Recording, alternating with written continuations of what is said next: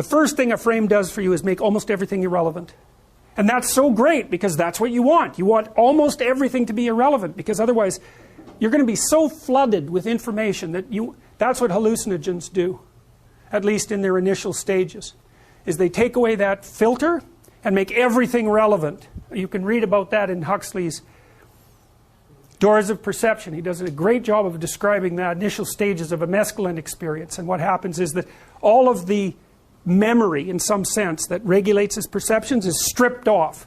And so he sees everything glowing and alive and magical, like he'd never encountered it before, which is exactly how you would see something if all your memory about it was gone. And so he sees things as way more complex and interesting than he normally sees them. Well, that's fine, but if you're like that all the time, then you end up in a ditch starving to death or something. It's not commensurate with normal life. That's what it looks like. And so your perceptions are just shrunk and restricted to the bare minimum necessary to keep you moving in the direction that you're moving. All right, so the first thing you want to do is you want to make things irrelevant. Now, if you're with someone in a relationship, partly what you want them to do is to help you continue making most of their possibility irrelevant. It's polite, because one of the things, so you say, well, we have a friendship, let's say we have a friendship, okay? So that means you've agreed to act in a friendly manner towards me and to support me. There's all sorts of other ways you could act, like a myriad of them. And I'm going to do the same for you. So we're simpler to each other than we would normally be. And then you go and do something that betrays me. It's like, bang, that whole simplification is gone. And all those parts of you that were supposed to be irrelevant because we were playing the same game, they're dead relevant, and I don't know who the hell you are. And so that's really rough, and people do not like that. It's this emergent mismatch between their desires and the way the world is manifesting itself. So one of the issues of complexity is that when you hit an obstacle, everything that you have agreed with other people to make irrelevant is irrelevant. And that's generally a disconcerting experience. Now you can, you might want to toy a little bit with that in a relationship, so maybe you encourage your partner to dress differently, or you go do different things or something because you don't want to be stuck in exactly the same old rut. And so what you'll agree is how you can both deviate an interesting amount.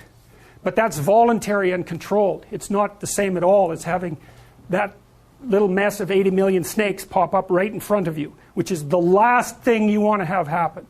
And so it's so weird, because one of the things that we're striving to do constantly is to keep most of the world irrelevant.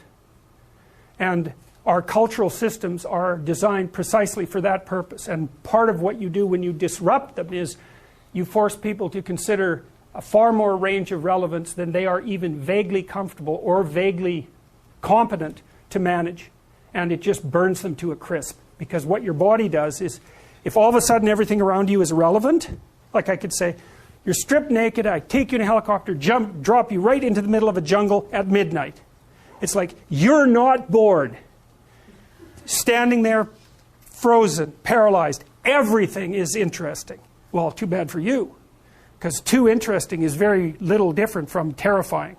And so, your heart rate's going to be at 160 for like 2 days, and then something will eat you and your problems will be over. So, all right, so this diagram basically suggests this is how you break up the world when you're going from point A to point B. It renders almost everything irrelevant. Hooray.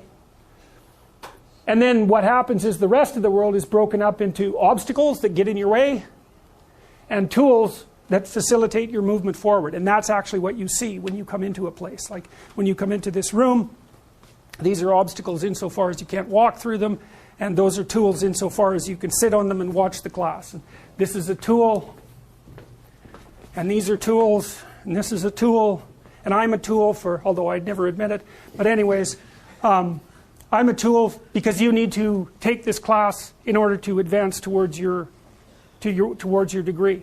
And so basically what you see in the world are entities of functional significance, and those are not objects. They are not the same thing. So, and that's very much worth considering, because see, we're trying to build up a case, at least in part, for analyzing the nature of the structures within which you organize your perceptions. And we tend to think that those are predicated on object perception. It's not true. It's not true.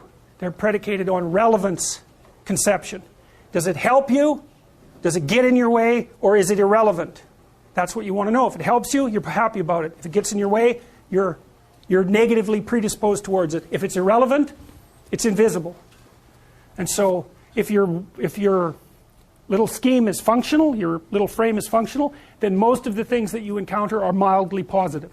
And that's how you know that you know what you're doing. That's how you validate the entire frame. So, okay, good.